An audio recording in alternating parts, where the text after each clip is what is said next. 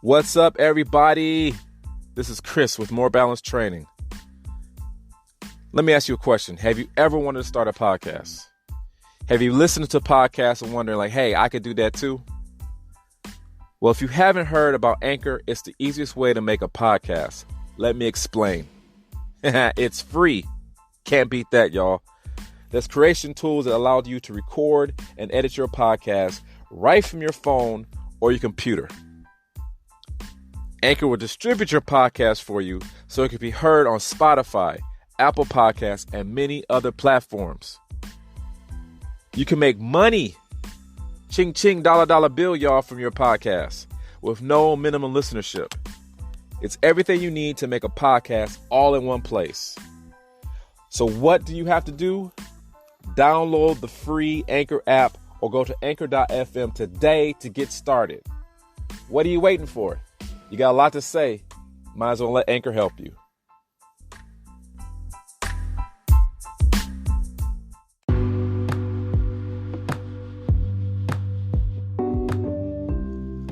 Hey, what's up, guys? How you doing? This is Chris, and welcome to episode 3 of More Balanced Training, the podcast where we talk about all types of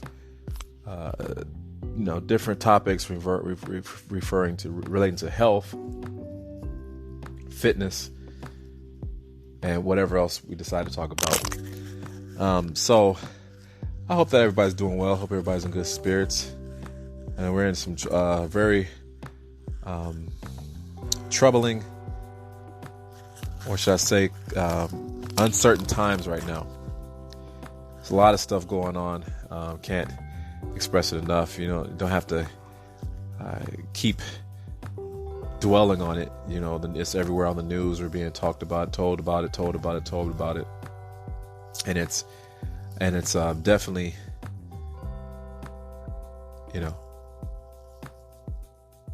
it's sad. It's sad to say the least. But with all this going on, and the health of the country being the priority right now, or the main topic right now, it made me really think about health in general. And it's very interesting when you think about the when you look at health, right? Even the whole word healthy, health is the beginning of that word. So to be healthy, you are in good health, right? So this made me think about the health of this country, the health of the world. For a long time, and besides this, we've seen that this, especially within the last 20 or 30 years, I think has been that the health of this country has declined. And it's actually, been more than just a virus or anything like that. It's been people's diets or choices, or, just certain things like diabetes and obesity and things like that. And you see that in the fact of what the stats are within the number one killer in this country. So if you look at the CDC right now, let me pull this up for a second. Give me a second.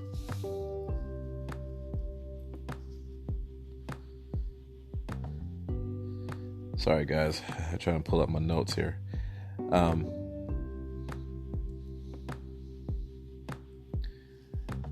So when you see last few years, even longer than that, the leading cause of death in the United States is heart disease. It's heart disease. And when you look at heart disease, that's actually a reflection of what you've done or what somebody has done to their body, our health.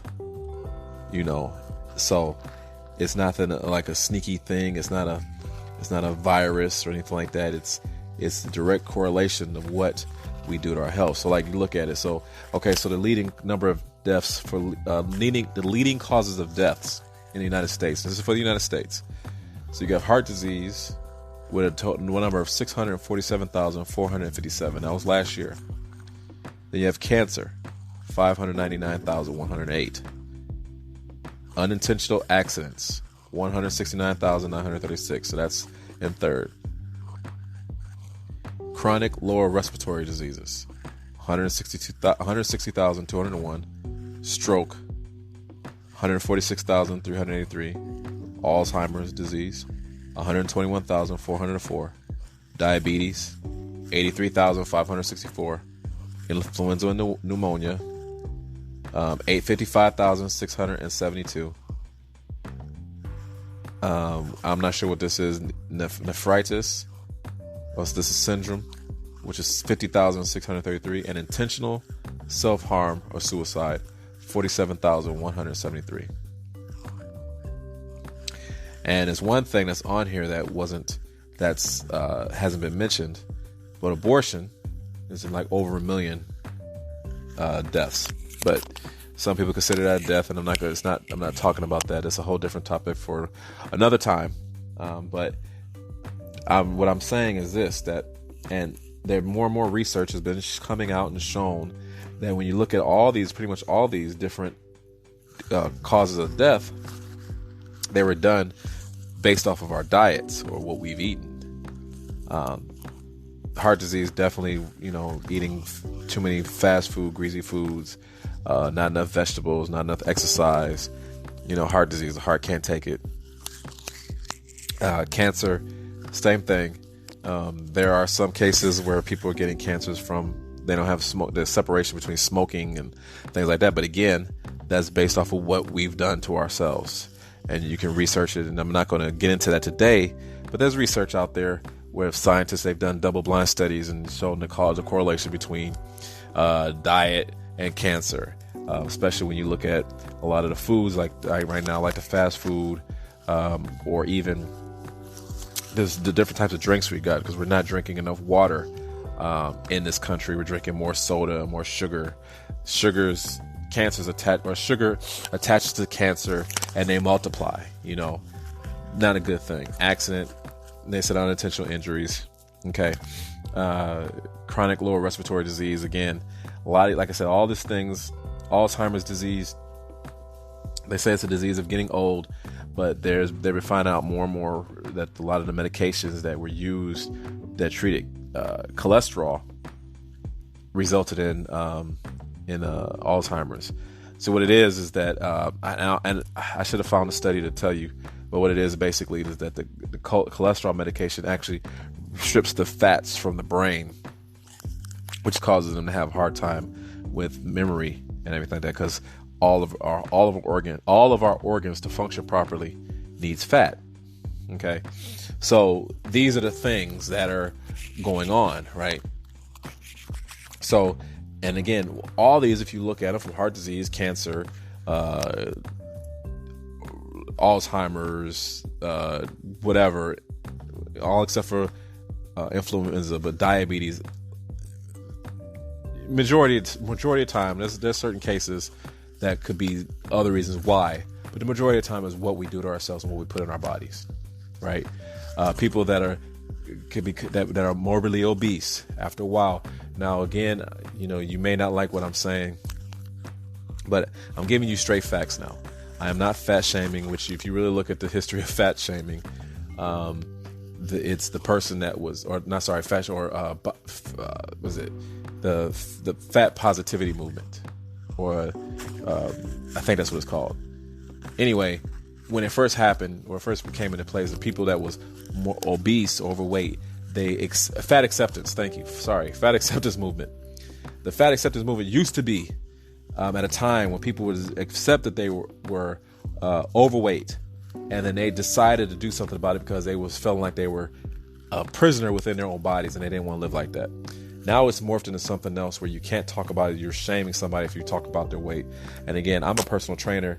I'm a fitness enthusiast. I'm not shaming anybody. I want to see everybody live healthier. I'm not going to name any of these names. I'm not going to do none of that stuff. But the stuff I see nowadays is ridiculous. And again, I kind of blame a lot of us as personal trainers. I blame us for these things that are occurring, because we lie. A lot of our people in the industry, because we're trying to make a dollar, we're trying to sell, and it's hard. Actually, it's not that easy to be a trainer, especially if you're not getting clients. But we lie. Okay, guys, we lie sometimes. Oh, 6 exercises to get a six-pack. Well, what do you think is going to happen if somebody tries the 6 exercises and they don't get a six-pack? They're gonna feel discouraged. So now we're at this whole thing of fat acceptance, but you want to accept your fat. So let me eat. They've even got personal trainers that give out donuts. You got certain things like, which is ridiculous to me, Planet Fitness. The Planet Fitness gives their members pizza. Okay, all insane.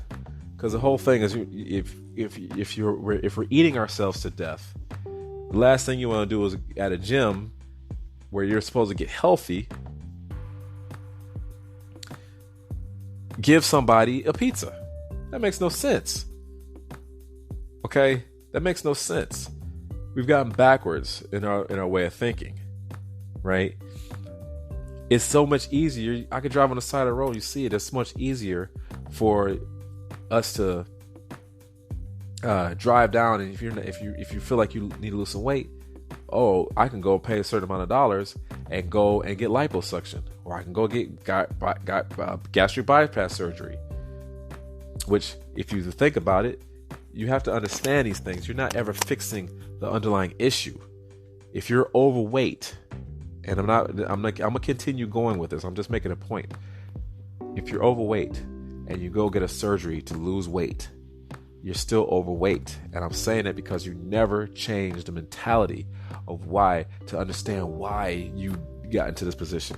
Some people got hurt or injured at a certain level of their life, and they got laid up and they gained some weight. And I understand eating bad tastes so much good is because of the lows of sugar, the lows of salt. The lows of sugar is so much in some of the diets of some of the fast foods and some of these restaurants. It's so much that it actually changes the chemical, the makeup of your tongue, of your taste buds. That's why a lot of people, when they go eat fruits, which is the real natural sugars, right, with the pectin and all that things, which is the fiber, when you eat these things, it doesn't taste good because you done destroyed your taste buds, right? Ladies and gentlemen, I'm reading a book right now, and I suggest that you all get it. It's a really good book. It's by a doctor named Joel Fuhrman. He's a medical doctor. He's got a book called Fast Food Genocide. Very good book. It talks about a lot of the different ways of how malnutrition plays a big part. Now, you wouldn't think that the United States, which is the richest country in the world, or right now is like the most developed country in the world, that we have people walking around malnourished. It's well, we do. People that are overweight, especially those that are morbidly obese, malnourished. They look like that, but they're screaming for nutrition. Their body is needing nutrition. That's why they're eating so much. They're not getting nutrition from the food. And I blame the McDonald's. And I know these people, they got to make money. I'm not opposed to that, but I blame these restaurants like McDonald's and Burger King and all these different restaurants because, look, they're on every corner. They're open 24 hours a day. You crave it. Oh, I want some fries. Then the stuff is not really that. One day I'm gonna play a clip for you guys. And in Canada, they did a DNA test on the food. There's lots of restaurants, like chicken. Subway was one of the restaurants, and they did a DNA test on this restaurant, and they saw that the chicken was only 50% chicken. So we're not even sure that we're getting real food here, right? So a lot of our, like we see a lot of times, that people are malnourished, they're undernourished, right? So with bad nourishment, it brings a whole lot of different things. One thing in this book that this doctor wrote, he said that when you the cost alone of treating such diseases, just as heart disease and stroke,